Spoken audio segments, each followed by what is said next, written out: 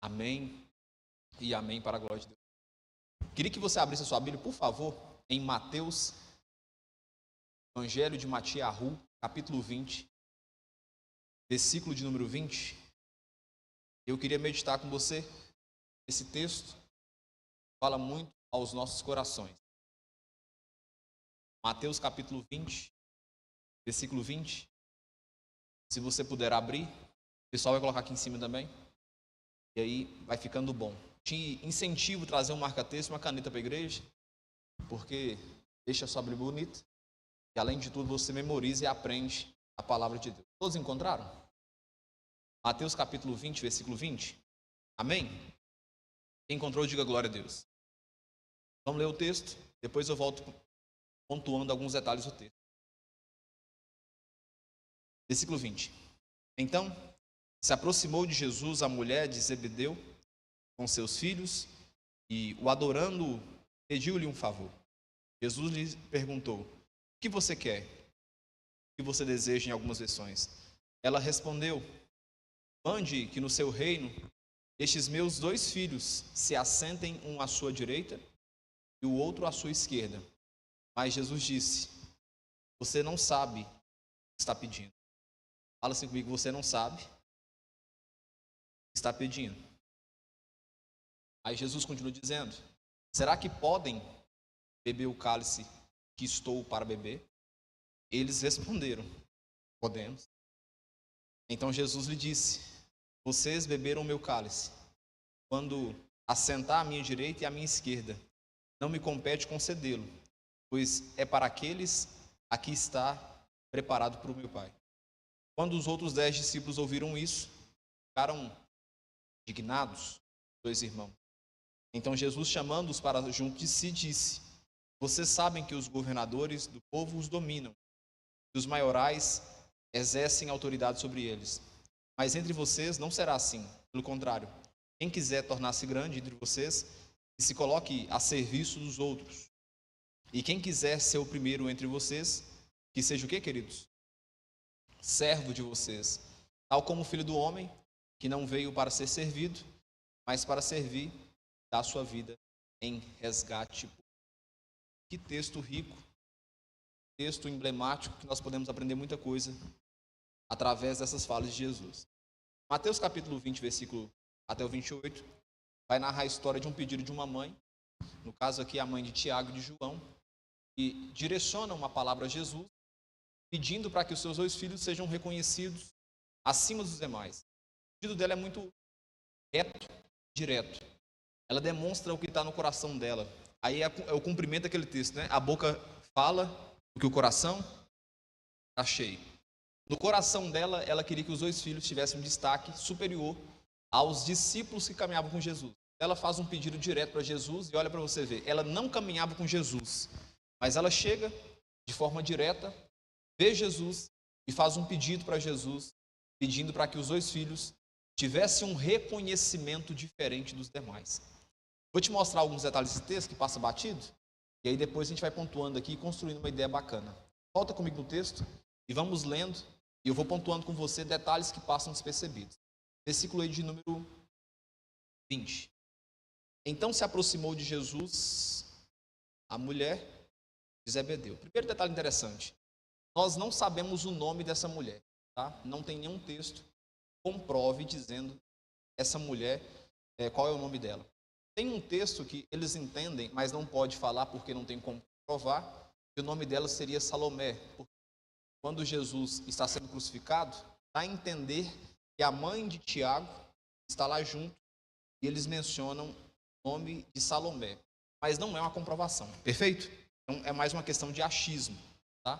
Então, possivelmente, o texto fala aqui a mulher de Zebedeu, que seria, no caso, o pai de Tiago e de João. A mãe seria aqui, então, no caso, Salomé. Tá? Então, vamos lá. Então se aproximou de Jesus a mulher de Zebedeu com os seus filhos. E o adorando, fala comigo, o adorando. No grego aqui, o adorando, seria uma atitude de fato mesmo de se prostrar diante daquilo que ela entende que é maior. quando você olha para a história, né, a história medieval, as histórias antigas, você percebe que quando uma pessoa ela se prostrava, esse ato de se prostrar é um ato de quê? De adoração. Quando um rei iria passar, inclusive eles gritam isso, né? Hosana, Hosana, nas maiores alturas, porque pensa que Jesus seria esse rei que reinaria sobre a terra. Eles abaixam e inclinam ali como um ato de adoração. Então foi justamente isso que essa mulher fez. Mas olha que detalhe interessante. Então, se aproximou de Jesus a mulher de Zebedeu, seus filhos, e o adorando. Primeiramente, ela faz um ato de se render diante de Jesus, que aparentemente ele era algo muito visível, e dava para entender uma submissão. Perfeito isso? Agora, olha para você ver o detalhe que passa despercebido nesse texto. Fala comigo assim, pediu-lhe um favor. Mais forte, pediu-lhe um favor. Pronto. Primeira atitude que ela faz ela quebra a expectativa. Ela quebra qualquer fonte de julgamento. Ela chega se curvando. Ela chega adorando Jesus juntamente com seus filhos. Vai entendendo o texto. Então, a primeira atitude dela natural ali é uma atitude de demonstrar que ela está querendo nada, absolutamente. Ela está simplesmente chegando perto de Jesus no intuito de servir a Jesus. Perfeito? Vamos caminhando comigo. Aí ela vai e pede um favor para Jesus, depois desse ato de adorar. Aí Jesus, que é muito inteligente na sua atitude e postura, pergunta a ela. Objetivo, direto e reto. O que você quer? Lê o texto e observa o texto. Repara para você ver o texto. Então se aproximou de Jesus a mulher de Zebedeu, com seus filhos, adorando, mestre, Senhor. Está entendendo o texto? Perfeito? Pediu-lhe um favor. Jesus lhe perguntou, o que você quer? Ou seja, seja sincera comigo. Não precisa fazer bonito para mim. Abra seu coração para mim e diga para mim o que você deseja, o que você quer. Quem está me entendendo? Entendendo o texto, perfeito? O que você quer? Ou seja, não precisa fazer todo esse teatro. Você pode ser sincero comigo e falar comigo o que você está almejando pedir a mim. Acompanhe comigo o texto para você ver a linha do texto. Ela respondeu, 2 pontos. Mande que no seu reino, estes meus 2 filhos se assentem um à sua direita e o outro à sua esquerda.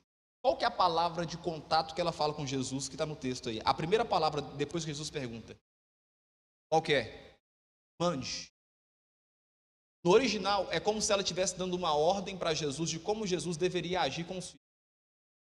Ela chega, a primeira atitude é se render, se humilhar.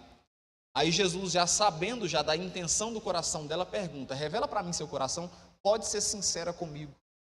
Não precisa, se não for natural da sua parte, se prostrar diante de mim. Só revela para mim com a sua boca, porque a boca fala o que o coração está cheio. Revela para mim com a sua boca qual que é a sua intenção. Aí automaticamente ela já fala de primeira. Olha, eu quero que o Senhor manda. Presta atenção. Ela está num polo, ela está ditando para Jesus o que Jesus tem que fazer, perfeito? Eu quero que o Senhor mande. Eu não estou aqui pedindo a condição do Senhor, se o Senhor quer isso. Deu para entender?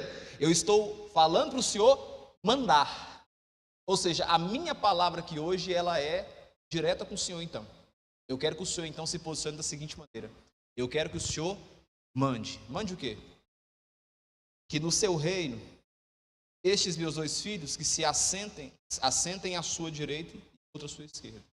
O que eu quero que o Senhor faça? O Senhor tirou os meus meninos de casa? A forma do Senhor me pagar, então, é colocando um para sentar à direita e o outro à esquerda. Eu quero que o Senhor faça isso. Presta atenção, irmão. A atitude dela aqui automaticamente revelou o que estava dentro do quê? Do coração dela. É por isso que, muitas vezes, a parte visível consegue enganar. Mas Jesus não preocupa muito em olhar a parte visível, a parte de fora, não. Ele consegue consultar o nosso coração e ver as nossas intenções. Porque se você for observar para uma outra ótica, parece que Jesus está sendo grosso com ela, sim ou não? Mas na verdade Jesus já tinha visto a intenção do coração dela e está falando o seguinte para ela. Peraí, Você está vindo aqui agora, você aparece para mim e você chega se prostrando diante de mim. Vamos fazer o seguinte? Vamos cortar esse barato todo? Seja sincera nas suas palavras e se posicione comigo dizendo qual que é o desejo do seu coração, porque eu já vi ele já. Eu já conheço seu coração. Eu sei como é que você pensa, a forma como você age. Lembra? 100% homem e 100% humano e divino ao mesmo tempo. Não tem separação. Então ele sabe o que passava no coração dela. Beleza. Por uma ótica, aquilo para as pessoas que estão ao redor, se não entende, Jesus está sendo grosso com ela. Sim ou não? Mas Jesus, na verdade, estava corrigindo e mostrando para ela que ele já sabia da intenção do coração dela. Então continua comigo. Quanto que no seu reino, meus 2 filhos se assente, um à sua direita e o outro à sua esquerda. Agora, olha a categoria da fala de Jesus. Mas Jesus disse: vocês, porque seus filhos estão escondidos atrás de você. Repara que o texto fala vocês, não fala você. Jesus está dando um recado para os 3. Olha no texto aí. Não fala você, fala vocês. Isso servindo tanto para a mãe, para os filhos e para os outros discípulos. Quem está me entendendo? Olha aqui. Vocês não sabem o que estão pedindo. Vocês não têm noção o que é que a sua boca está pedindo nesse momento. Se você tivesse a capacidade de entender o que é que está pedindo, você não estaria pedindo de jeito nenhum para os seus filhos. Se você tivesse a noção da responsabilidade que você está pedindo para mim nesse momento, você ficaria calada. Você não se posicionaria assim. Olha que detalhe interessante. Jesus foi muito direto com ela. Faltou falar, como falas uma louca, falas tu, mulher. Você não sabe o que está pedindo. O que você está pedindo aqui está categorizado em pensar que o meu reino é desse mundo. Você não tem noção do que é que está pedindo. Olha aqui para mim. Os judeus estavam vivendo num período onde já havia sido dominado pelos persas, pelos gregos e agora estava pelos romanos. Os judeus viviam clamando, pedindo para que Deus enviasse um rei, um senhor que dominasse, que reinasse sobre Jerusalém e governasse tudo novamente. Ou seja, o clamor dos judeus é: nós queremos que o Senhor estabeleça um reino aqui na terra, onde esse reino seja um reino forte, onde esse reino seja por Jerusalém. Ou seja, o desejo do coração dos judeus, o pensamento eles acreditavam que as promessas de um rei que viria seria um reino terreno. Quem está me entendendo? Era como se eles estivessem clamando o seguinte: mande para nós novo presidente da república, que seja da parte do Senhor para nós. Quem está me entendendo? Esse era o pensamento deles. Só que na verdade, e olha aqui que detalhe interessante, o reino de Jesus não é desse mundo. Você pode dar glória a Deus? Não é desse mundo. Eles esperavam, inclusive Jesus é rejeitado por causa disso. Porque o reino dele não é estabelecido por homens, não é na terra. A preocupação da pregação de Jesus é: olha, vocês estão em um país, em uma terra estrangeira, onde eu vim resgatar vocês, onde eu vim pagar o preço para salvar vocês. Essa era a pregação de Jesus, e eles queriam de toda forma, no pensamento deles, que enviaria então um Deus que governasse, e Jerusalém seria então o lugar patriarcal onde direcionaria. Então presta atenção, esse mesmo povo aqui é o povo que está gritando lá, Hosana, nas maiores alturas, quando Jesus passa montado num jumento. Quem lembra desse texto? É esse povo aqui. E depois, quando Jesus não cumpre os requisitos que ele acha que tinha que cumprir, é o mesmo povo que grita: crucifica-o, crucifica-o. Ou seja, nos liberte, mas o Senhor não preencheu as prerrogativas para libertar a gente. Então, seja crucificado, solte Barrabás. Está entendendo o texto? Aí Jesus fala: olha, vocês não sabem o que vocês estão pedindo. Agora eu vou te mostrar o que Jesus estava dizendo com essas palavras. Só com essa fala, o que Jesus estava dizendo. Vai comigo para ficar melhor, para a gente ganhar tempo. Joga para mim, multimídia, por favor, o texto de Isaías 51, 17. A gente vai lendo junto, e aí fica mais fácil a gente entender.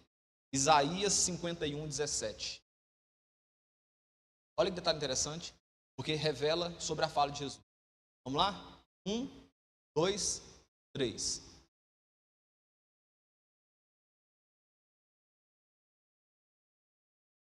você, o cálice da sua...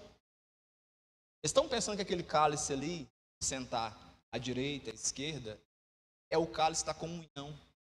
Só que, na verdade, Jesus está dizendo, vocês estão pedindo uma coisa que vocês não têm noção. O cálice que vai ser derramado sobre mim é o cálice, cadê a parte? Parte final? É o cálice da ira. Vocês estão pedindo algo que vocês não têm noção. Vocês estão pedindo o cálice que meu Deus, meu Pai, vai derramar sobre mim como ira. Por causa do quê? Por causa do pecado de vocês. Olha a loucura que essa mãe está pedindo para os filhos. Permita que os meus filhos, um se assente à direita e o outro se assente à esquerda, e que eles provem também do cálice. Qual cálice que é? A mão de Deus sobre o pecado. Joga para mim, meu time, por favor, João 18:11. Quem está me entendendo? Amém? João 18:11. 1, 2, 3. Mas Jesus disse a Pedro: guarde a espada na bainha. Por acaso não beberei o cálice que o Pai me deu? Ô Pedro, lembra do episódio de Pedro pegar a faca e querer cortar a orelha de mal? Pedro, pode ficar tranquilo. Infelizmente eu vou ter que passar por esse sofrimento do cálice. Vou ter que beber do cálice da ira do meu pai. O combinado foi, eu vim como ovelha muda ao matadouro. E eu vou ter que beber do cálice do meu pai. Agora vai com mais um texto comigo. Vamos de mais textos. Salmos de número 75, versículo de número 18. Salmos 75, versículo 18.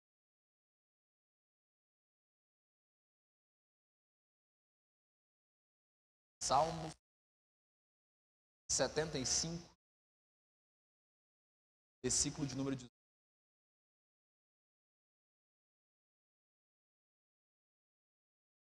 Não achou, não? Salmos SL. Salmos 75, versículo 18. Até o 10? Então desceu o 10, então. Acontece ao vivo.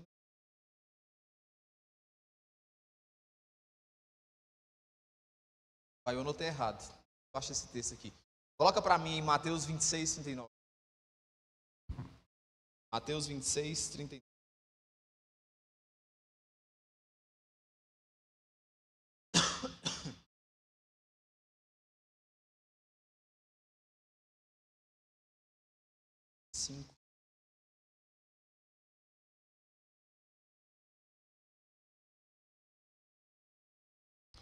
Errado, versículo. Coloquei 18. Joga para mim Salmo 75, 8.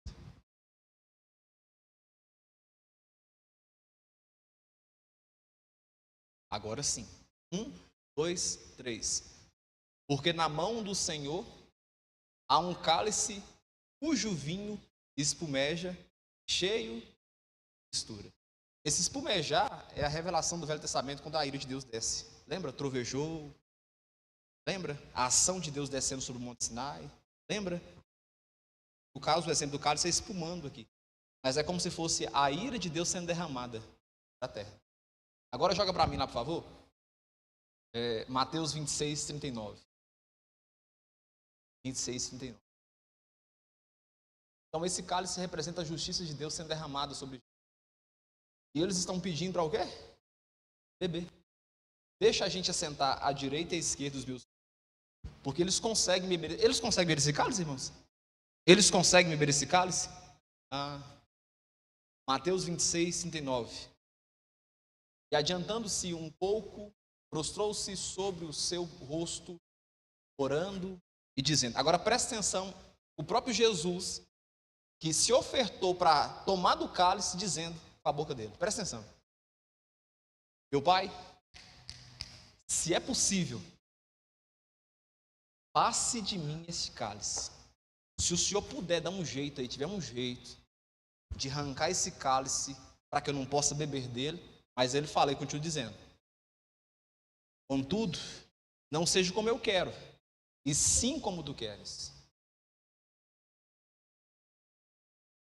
Jesus, que veio para poder tomar do cálice, está dizendo para o Pai: Pai, se tiver um jeitinho aí para eu fazer, não permita que eu beba desse cálice, mas contudo seja feita a tua vontade, não a minha vontade. Agora eu pergunto para vocês: você acham que eles tinham condição de beber do cálice, Senhor? O cálice da ira do Senhor é o derramamento da justiça divina sobre o homem, onde Jesus é como se fosse o para-raio. Aí eu te pergunto: será que eles tinham condição mesmo de fazer isso? Mais um texto, Filipenses 2, 6, 8. Filipenses 2, 6, 8. Filipenses 2, 6, 8.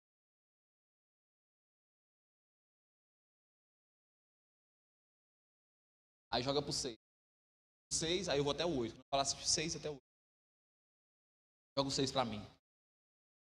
Joga para mim o 5, por favor. Vamos lá. 1, 2, 3. Tenham entre vocês o mesmo modo de pensar de Cristo Jesus, que mesmo existindo na forma de Deus, não considerou o ser igual a Deus algo que deveria ser retido a qualquer custo. Continua.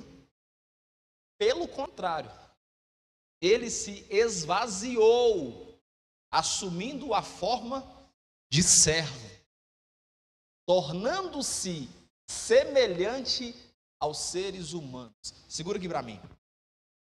Na minha concepção teológica, a maior humilhação de Jesus foi tornar-se homem. Porque um Deus, saindo da condição de divino e assumindo a condição de criatura, meu irmão, isso é a coisa mais louca da prova da cruz. Agora presta atenção para você ver. Está aqui Jesus, para poder tomar do cálice, ele deixou a parte divina, assumindo a forma humana, para servir como servo. Aí eles estão dizendo que eles querem tomar do cálice. Continua comigo o texto. E reconhecido em figura, a maior humilhação para Jesus é essa aqui. A maior humilhação para Jesus, para mim, não foi a furar a lateral, não foi os cravos das mãos. Foi humilhação? Sim. Mas a maior humilhação para um ser divino é se esvaziar do seu poder e assumir a forma de um homem. A maior prova que Jesus nos amou, é claro, que é o sacrifício na cruz do Calvário, mas também é a prova dele esvaziar a sua própria glória e assumir a forma humana. Quer que eu te mostre? Quem de nós que estamos aqui abriríamos mão da vida que nós temos hoje estável para viver uma vida simples? E fala aí, levanta comigo. E ficaria contente. Seria hipocrisia da gente falar que sim. O pouco que a gente tem, nós lutamos para poder conquistar. Agora imagina um Deus que abriu mão da sua natureza divina, 100% divina, para agora assumir a forma de um homem. Quem está me entendendo? E os caras estão dizendo através da mãe, porque foi atrás da barra sair da mãe: ô mãe, pede para que meu Jesus me coloque um à direita e um à esquerda. Mais um texto. Isaías 53, versículo 3, 5. 3 ao 5. Isaías 53, versículo 3. Agora presta atenção. Presta atenção, o que é o cálice? 1, 2, 3. Era desprezado. Jesus não foi aceito, não, irmãos. Pelo amor de Deus, onde vocês leram isso? Chegava, todo mundo abraçava Jesus. Qual Bíblia vocês leram isso? Aqui o texto aqui. Era desprezado. Sabe o que é desprezado? Você tem noção do que é o sentimento de desprezo? É uma pessoa que está falando com você e dando as costas, andando. Você tem noção do que é isso? Agora, olha para você o cálice de que Jesus, saindo da forma divina, assume a forma humana. Olha o que ele experimenta. Vamos lá, 1, 2, 3. Era desprezado. Não era um rejeitado, era o mais rejeitado. Não era uma pessoa que foi rejeitada uma vez, era o rejeitado. É conceituando que todo lugar que ele ia, ele seria rejeitado. Ah, mas está no Velho Testamento. é a profecia de Jesus lá na frente do Novo Testamento. Embora o contexto é de Isaías, que é um profeta, Isaías está profetizando o que vai acontecer. Isso aqui acontece com Jesus. Era desprezado, o mais rejeitado entre os homens. Agora imagina um Deus se esvaziando da sua glória, assumindo uma forma de um homem, para uma causa que ele não precisava, e além de tudo é rejeitado, humilhado, desprezado. Será que esses caras davam conta na mesa do cálice da ira de Deus? Continua comigo. Homem de sofrimento. Por quê? Por causa do cálice. Homem de sofrimento. E que sabe o que é. Agora volta comigo lá. Quem está entendendo essa mensagem? Já pode agora a Deus? Agora volta comigo lá, por favor, em Mateus 20, 22. É a continuação. Mas Jesus disse: você não sabe o que você está pedindo. Vocês não sabem o que vocês estão pedindo. Agora você entende o que Jesus quis dizer. Vocês estão pedindo para provar de um cálice e vocês não têm noção o que esse cálice vai fazer com vocês. Vocês vão ser rejeitados, vocês vão ser humilhados, vocês vão ser ridicularizados, vocês receberão, além de tudo isso, a ira de meu Pai sobre vocês. Vocês estão prontos para isso?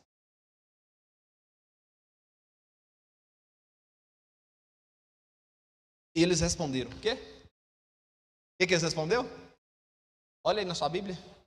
Nós podemos, hein? Consegue. Ô, irmãos. Nós podemos. Nós conseguimos sim. A gente pode sim. Aqui, ó. Nós podemos. Nós conseguimos sim. Se o preço é para poder aparecer na sua direita e na sua esquerda quando o seu reino for estabelecido aqui na terra, a gente pode, a gente consegue. Aí Jesus fala o seguinte: vocês beberão meu cálice. Quando assentar à minha direita e à minha esquerda, não me compete concedê-los, pois é para aqueles a quem está preparado o meu Pai. Aí Jesus fala o seguinte: pode ficar tranquilo. Vocês vão provar um pouquinho do cálice da ira do meu Pai, que vai cair sobre mim, vai respingar um pouquinho em vocês. Se é sobre o cálice que vocês querem beber, fique tranquilo. Vocês vão experimentar comigo. Vocês sabem a história dos discípulos de Jesus, como é que eles terminaram? Partidos no meio, mortos, esquartejados, e a gente acha que a gente é crente, né? Nós pensamos que a gente é crente do nível desses caras. Partido no meio, morto de cabeça para baixo, crucificado. Você tem noção do que é isso? Quando eu olho para isso aqui, eu não considero crente, é verdade mesmo. Sou crente. Em comparação a esses caras, não. Tem jeito. Decapitado, João Batista, cabeça num prato. Aí Jesus falou: já que vocês querem provar tanto, né, do cálice, pode ficar tranquilo. Vai sobrar um pouquinho para vocês. João na ilha de Pátimo, doido, pinel da cabeça. Continua comigo no versículo aí, 24. Quando os outros 10 discípulos ouviram isso, ficaram o quê, queridos? Presta atenção. Esse texto revela algo muito interessante que também passa despercebido. O texto fala: quando os outros 10 discípulos ouviram isso, ficaram indignados com os 2 irmãos. Só que quando a gente olha isso, o primeiro detalhe que a gente olha no texto, que a gente pensa é que os outros 10 discípulos estavam indignados com o pedido, não é isso? Não é isso? Não é o que parece? Que eles estão contrariados porque eles pediram isso, mas na verdade, eles estão contrariados porque eles queriam ter feito o pedido antes. Eles estão contrariados não é com o pedido em si, mas porque queriam ter feito antes para ter a mesma condição na frente. Porque eles queriam a mesma coisa, só não tiveram a ousadia de pedir. Quer que eu te mostro isso? Vamos lá, em Lucas 22, 24. Joga Lucas 22, 24 para nós aí. Eles não estão indignados pelo fato de ter havido pedido, mas por não ter feito antes. 1, 2, 3. Houve também entre eles uma discussão sobre qual deles parecia ser maior. Eles não estavam preocupados com a fala que foi. Eles estavam indignados porque eles tomaram a iniciativa na frente. E eles queriam também aquilo que eles estavam rejeitando. Quem está me entendendo? Mais um texto para isso aí. Joga para mim lá Marcos 9:34. Marcos 9:34. 1, 2, 3. Mas eles se calaram porque no caminho tinham discutido entre si sobre quem era o maior. Entendeu? Eles não estavam preocupados com o pedido em si. Eles estavam preocupados porque eles queriam ocupar o cargo pela qual a mãe pediu antes. E eles pensaram, poxa vida, passou na nossa frente. Não é possível que os dois vão ocupar o cargo na frente da gente. Acompanhe comigo o texto. Quem está aprendendo alguma coisa? Quem está aprendendo alguma coisa? Bora no texto. Aí vem Jesus e fala o seguinte no versículo aí, 25. Então Jesus, chamando-os para junto de si, disse: vocês sabem que os governadores dos povos dominam e que os maiorais exercem autoridade sobre eles. Ou seja, você sabe que todo mundo, quando está num cargo de poder, é isso que Jesus está dizendo. Mas entre vocês, não será assim. Vocês sabem que vocês estão pedindo aqui, é para que vocês tenham autoridade para mandar em alguém. Porque vocês estão tudo querendo fazer o quê? Mandar.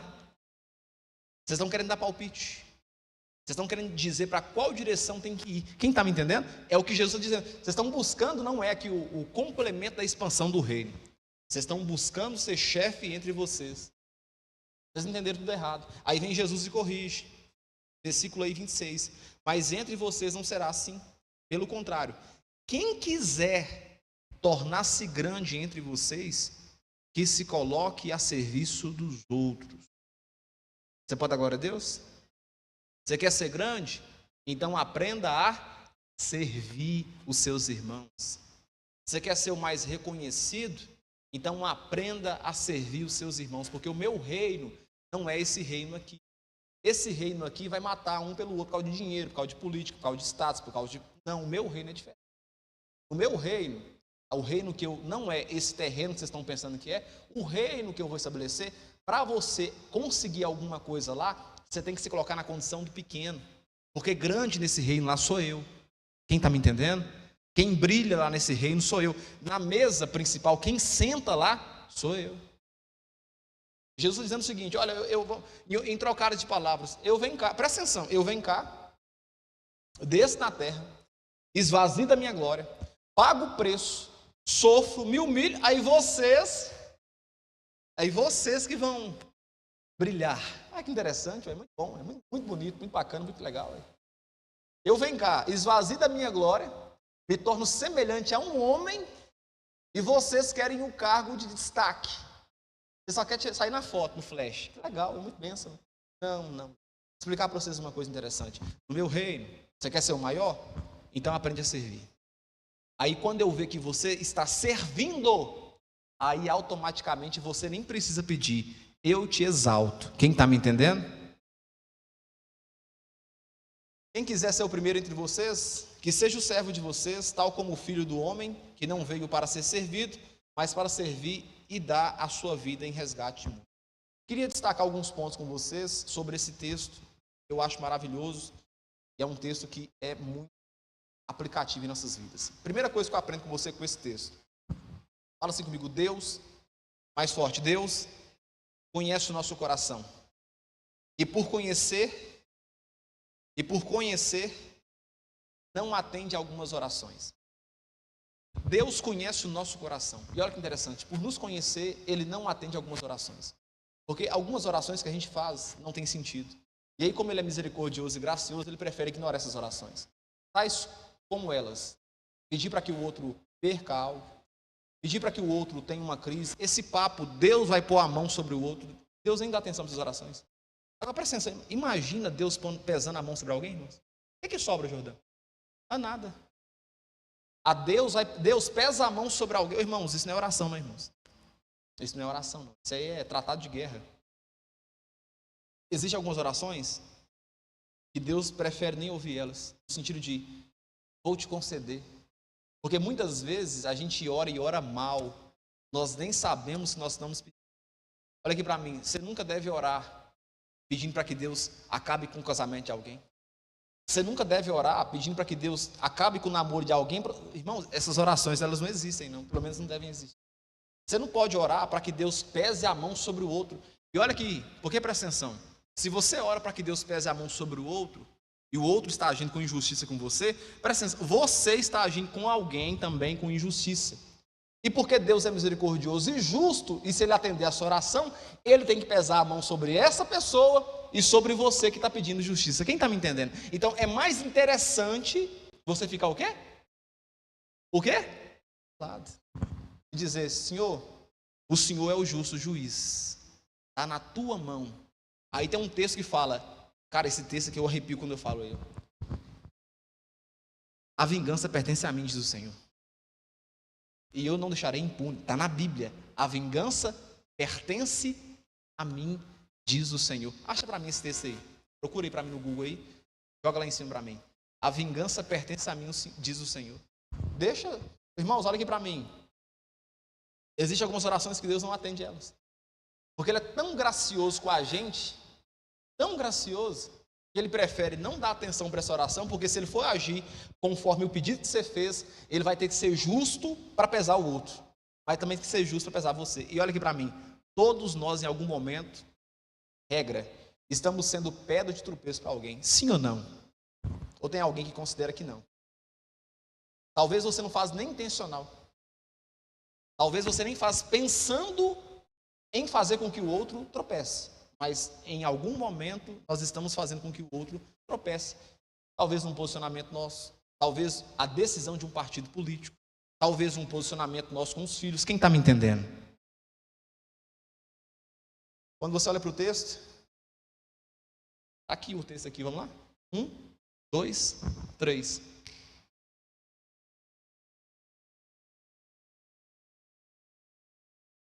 Deixa na mão dele.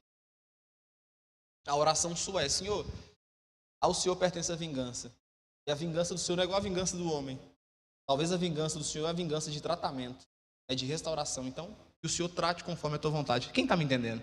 Essa oração Deus atende. Agora, essa oração Deus destrói, acaba, aniquila, põe fogo, acaba com ele, destrói ele, tira de lá, amaldiçoa ele. Isso não cola. Isso não cola.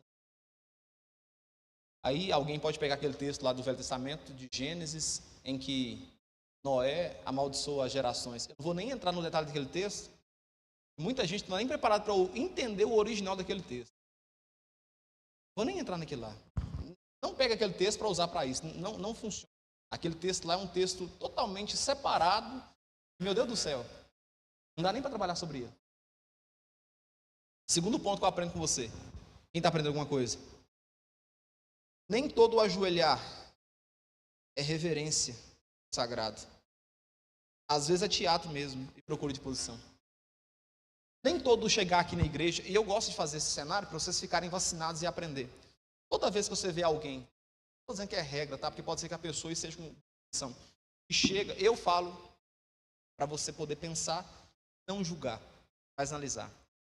É natural do nosso coração, sempre quando vê alguém que faz esse jeito aqui, dobra os joelhos, dobra, mostra o que? Uma reverência, uma santidade. O que naturalmente no nosso coração a gente faz? Já pensa automaticamente. Homem de Deus, né? É ou não é? Homem de Deus. Mulher de Deus. Esse aí sim é de Deus. Mas quem garante? Quem te dá garantia que o fato de alguém dobrar os joelhos na igreja, vestir uma roupa bacana, é homem de Deus ou mulher de Deus?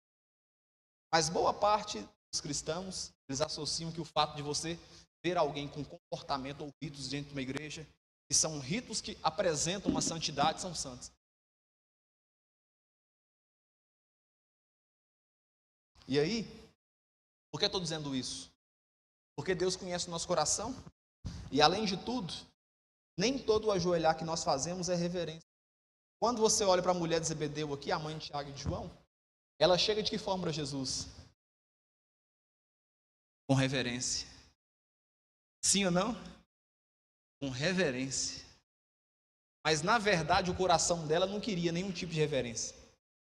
Na verdade ela queria que os filhos dela fossem exaltados em algum tipo de cargo. Mas Jesus conhece o nosso coração. Olha aqui para mim, o que eu aprendo com você?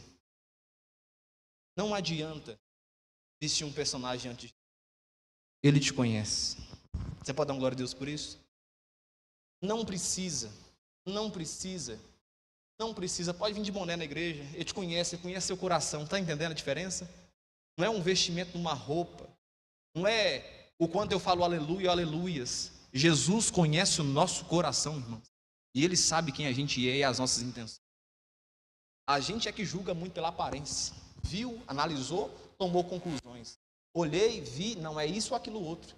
Aí Jesus chega para a mulher e fala: ô, minha irmã, fala logo o que você quer. Corta logo essa cena, esse barato aí. Pode falar o que você quer. Ah, não, eu quero que o senhor, estou dando uma ordem para o senhor, coloca o meu filho à direita e o outro à esquerda. O que eu aprendo com você? Nem todo ajoelhar é reverência. Não estou dizendo, presta atenção, não estou dizendo que você não deva ajoelhar diante da presença de Deus. Quem está me entendendo? Meu irmão, ajoelha, fica à vontade, que fique em pé, olhos fechados, olhos abertos. Eu só estou dizendo para você o seguinte: não categorize isso como santidade e como temor a Deus. Quem está me entendendo? Eu olhei, não é porque eu vi, é porque é. Pode ser que o outro está com os olhão abertos lá, é temente mais a Deus do que aquele que ajoelhou. Lembra do publicano? Lembra do outro estar na praça gritando, orando à altura, e o outro lá simplesinho. Aquele, diz Jesus, que a oração dele chegou no trono. Mas a gente às vezes não observa essas coisas. É quanto mais visual é, mais homem de Deus ou mulher de Deus a gente enxerga. E muitas vezes não é assim. Olha aqui para mim. E é por isso que Jesus, ele é muito assertivo nas suas palavras. Ele já dá uma lição dizendo: mulher, o que você quer? Seja transparente comigo. Eu já percebi qual que é a intenção do seu coração. Olha aqui, meus irmãos. Jesus conhece o nosso coração. Ele sabe quando a gente está servindo Ele, porque a gente gosta de servir Ele na presença dEle. Quem está me entendendo? Mas Ele também sabe quando é por status. Ele também sabe quando a gente está fazendo para que os homens os notem. Ele também sabe quando nós estamos fazendo para que a gente ganhe aplausos. Nossa, aleluia, glórias, maravilhas, charamanais. É por isso que um comportamento que eu tenho, eu posso ter 1000 defeitos, mas esse eu sou muito assertivo nele, na minha forma de enxergar. Cara, eu sempre entendo. O maior é Jesus, irmãos. O maior é Jesus. Não precisa, e não estou criticando aqui igreja X ou igreja Y, estou falando da minha forma de pensar. E como eu falo a minha forma de pensar, se o outro pensa diferente e bate, não tem como né? Deu para entender? Porque quando a gente fala um posicionamento da gente, parece que ataca no outro. Não. Estou falando da minha visão. Não precisa colocar música para mim entrar na igreja. Não precisa fazer nada para mim. Não precisa de festa de aniversário. Não, faça só uma coisa. Tema ao Senhor. Ame Jesus e ame a casa dele. Já é um mau presente para mim. Só isso. O que eu espero da nossa igreja? Que a nossa igreja tema ao Senhor e ame ao Senhor. Você pode dar glória a Deus? Não estou sendo hipócrita aqui, não. Estou sendo transparente com vocês. Não estou dizendo que não possa estar numa situação presente. Não estou dizendo isso, não. Estou dizendo que o foco nosso é aqui. Fazer o nome de Jesus ser reconhecido. É isso que a gente tem que fazer. E se porventura nós estamos fazendo para prestígio, Jesus já viu isso dentro da gente. Ele já observou isso dentro do nosso coração. Por isso que eu quero te incentivar uma coisa muito importante. Sirva, mas que sirva com amor. Sirva sem esperar reconhecimento. Sirva sem esperar aplauso. Sem esperar que alguém fale: nossa, irmão, que trabalho bacana, que louvor, bênção. Sirva sem esperar algum tipo de reconhecimento. Porque, olha aqui para mim, quem te paga não sou eu, quem te paga não é o Fernando, nem a Sueli. Quem te paga é Jesus. A casa é dele, o povo é dele, a história é dele, a igreja é dele, e quem recompensa os seus é Jesus. E se for observar, nós estamos em débito, porque ele já nos recompensou, salvando a nossa alma do fogo. Somos nós que estamos em débito com ele. Olha aqui para mim. Um terceiro ponto que eu aprendo com você. Isso aqui eu já vi muito acontecer. Pela trajetória que eu faço parte dela. Aprenda isso aqui. Quanto mais você insiste em aparecer, mais revela que você não está pronto. Toda pessoa que insiste em mostrar que está pronta, não está pronta. Olha que interessante. Você quer ver uma prova viva disso aqui? Todo cara que é valentão, falador, ele não é perigoso, né? É igual o cachorro que espuma a boca e fica latindo. Esse não é perigoso, não. O perigoso é o Rottweiler que fica aqui te olhando. É assim ou não? Esse é traiçoeiro. Você comprou uns cachorros lá agora. Aqueles cachorros não vai latir muito, não. É uns cachorros mais calados. Mas o perigo está ali, o perigo mora ali. É a mesma coisa, irmãos. Olha aqui para mim. Quanto mais a gente insiste em aparecer, em ser notado, me coloca à direita, me coloca à esquerda, sabe o que acontece? Revela que a gente não está pronto. Quem está me entendendo? Revela que a gente não está pronto. Quanto mais as pessoas insistem em mostrar que é, menos elas são. Você quer uma prova viva disso? Eu vou te garantir para você que agora na psicanálise, a tentativa de mostrar algo é a frustração de algo que você carrega. Você quer mostrar tanto aquilo, é porque na verdade você não vive aquilo. Toda pessoa que é muito feliz, sabe o que ela é no final, internamente? Deixa eu ouvir de vocês. Triste. Isso é o que diz? Não, Freud fala sobre isso. É muito feliz. O palhaço, ele é o quê? O tempo todo sorridente. E você já viu documentários mostrando que o palhaço é um ser infeliz, porque ele quer mostrar que ele é. O valente é a mesma coisa. O perigoso é o calado. Olha aqui para mim. Quanto mais a gente insiste em querer aparecer, mais revela que nós não estamos prontos. Sabe quem que Deus chama? Pescador. Gente simples. Gente que está compromissado em fazer a obra dele avançar. Quem está me entendendo? Por isso, se eu quero crescer na obra de Deus, eu preciso entender uma coisa. Meu pai falava uma frase comigo que ela fica marcada no meu coração. Eu quero compartilhar com você. Ele falava assim comigo: Avani, capacita, que a demanda vem. Sabe o que eu e você precisa fazer? Nos capacitar. Para quando a oportunidade chegar, nós estamos prontos. Mais um ponto importante. Eu quero destacar com você. Pegando esse texto. Fala assim comigo. Fomos chamados para servir, não ser visto. Fomos chamados para servir e não para ser visto. Serviço é consequência, irmão. Ser visto é consequência do serviço. É nítido ver que o trabalho da multimídia está com excelência, porque está servindo. Quem entendeu? É nítido ver o empenho do Lucas, do pessoal da multimídia, do louvor, do diaconato. É nítido ver porque está servindo. E automaticamente quando você serve, você é o quê? Visto. Agora se você quer vir servir para só ser visto, não funciona não. Quando alguém não falar: ô irmão, nossa, bênção, cara. Aí você fica o quê? Triste. Ô meu pai, falou comigo, não me cumprimentou, não falou comigo que eu fiz aquilo, aquilo outro. Quem está me entendendo? Tudo que eles queriam era ser visto. E Jesus está dizendo: vocês estão preocupados com muita pouca coisa. Sentar à direita e à esquerda, tomar do cálice. Mais um ponto importante, quem está aprendendo?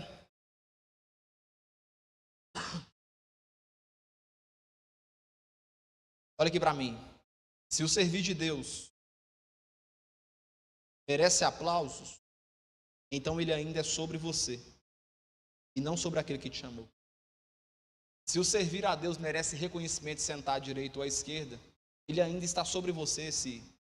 Esse chamado não é sobre Deus. Porque quem quer ser o maior, seja o menor. Quer se posicionar como grande? Então, seja pequeno. E aí entra um detalhe muito importante. Irmãos, eu já percebi uma coisa. Todo mundo é doido para sentar aqui em cima. Eu falo, não é todo mundo geral, não. A maioria das pessoas que eu convivo com elas é doido para poder pastorear, porque eu acho que só acha a parte legal do pastoreio. Que é o quê? Pregar um sermão. Ter pessoas te ouvindo, não é isso? É o que todo mundo visualiza. Mas isso aqui é a pulga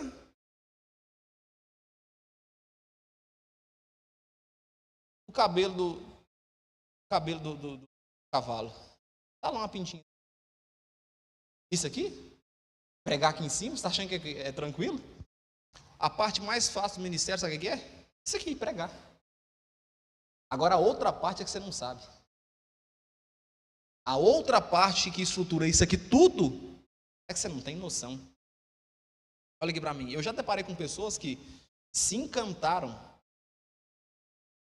só com essa parte aqui. Eu falava com ele, vai, experimenta.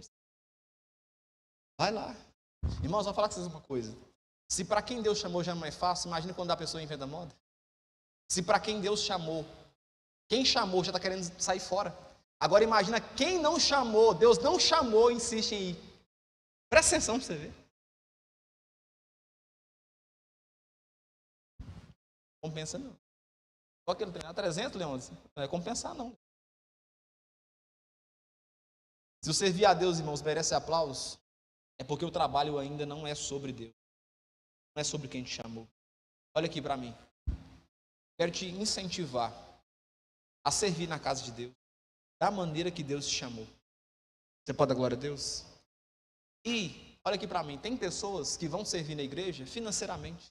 Elas nunca vão pegar no microfone. Elas vão ajudar a custear. Isso é um dos dons que Deus dá. Eu já preguei isso aqui na igreja. A pessoa nunca vai pegar no microfone, mas ela sustenta isso aqui, tudo que está acontecendo aqui, através da contribuição dela. Quem está me entendendo? E esse dom é tão importante quanto aquele que está aqui pregando. Tem pessoas que não vão conseguir sustentar a obra de Deus financeiramente falando, mas vão ajudar a obra a acontecer. Vão estar aqui em cima ministrando, cantando, pregando, limpando a igreja. Quem está me entendendo? Quem está me entendendo? Mas todo mundo tem o quê? O mesmo valor. A diferença é que um é visto, o outro não é tão visto, mas no reino o que importa não é a visibilidade terrena, mas a visibilidade do céu, irmãos. Jesus está vendo as nossas intenções em nosso coração e Ele sabe quem serve com carinho e com amor à obra de Deus. Mas sabe qual que é a nossa preocupação às vezes? Nós estamos igual a mulher de Zebedeu. Quem é que vai sentar à direita, quem é que vai sentar à esquerda? Quem é que vai pregar, quem é que vai louvar? Quem é que vai fazer o trabalho de diaconato? Será que é eu? Será que são os meus filhos? Será que eu... Quem está me entendendo? Cara, a preocupação nossa não é essa. Deixa eu te falar com você uma coisa. Eu estou te convocando hoje com esse texto aqui. Assuma o chamado que Deus tem para a sua vida. E você sabe qual que é. Assuma o chamado de Deus para a sua vida. Qual que é o seu chamado? É cantar? Mas você canta mesmo? Você louva. Você tenta cantar. Meu chamado é servir. Eu gosto de ensinar. Você gosta mesmo de ensinar? Então assuma. Quem está me entendendo? Pastor, eu gosto de trabalhar na igreja. Eu gosto de ajudar aqui na parte da limpeza. Eu gosto de ajudar. Irmãos, olha aqui para mim. Assuma o chamado de Deus para a sua vida. E todos os chamados de Deus são importantes na mesma coisa. Só que qual é o problema? É que às vezes Deus não chamou a gente para cantar, mas a gente insiste em cantar, porque nós queremos fazer igual a mãe daqui do Tiago e do João. Coloca, Senhor, o meu filho à sua direita e o outro à sua esquerda. E por último, fala comigo assim, quem serve com pureza? Me ajuda, irmão, vocês estão dormindo? Quem serve com pureza? Essa está ruim a mensagem. Precisará nunca se preocupar com posição. A posição te acha. Você pode dar glória a Deus? Na sua empresa, onde você trabalha, como alguém que está ali auxiliando, não precisa puxar tapete de ninguém, não. Se você é competente, a posição te acha. Olha que legal. Você não precisa puxar tapete de ninguém, falar mal de ninguém para poder alcançar algum cargo. A sua competência, se você é competente, ela vai te achar. A pureza vai te achar e vai te fazer você elevar. Olha aqui para mim, vocês cresceram, então crescendo aí. Deus achou vocês com a simplicidade do coração seus. Você pode dar glória a Deus aí? Achou o seu, Wesley. Deus acha a gente, irmão. Olha aqui para mim, está lá Davi no pasto, esquecido. Pois o Senhor fala através do profeta.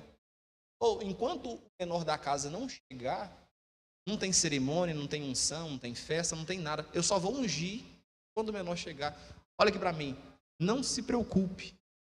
Se o seu coração está servindo com pureza, Deus te acha. A posição te acha. A oportunidade te acha. O que você precisa fazer é cuidar do seu coração para ter certeza que ele é puro. Eu encerro por aqui. Vamos ficar de pé em nome de Jesus? Você foi abençoado nessa noite?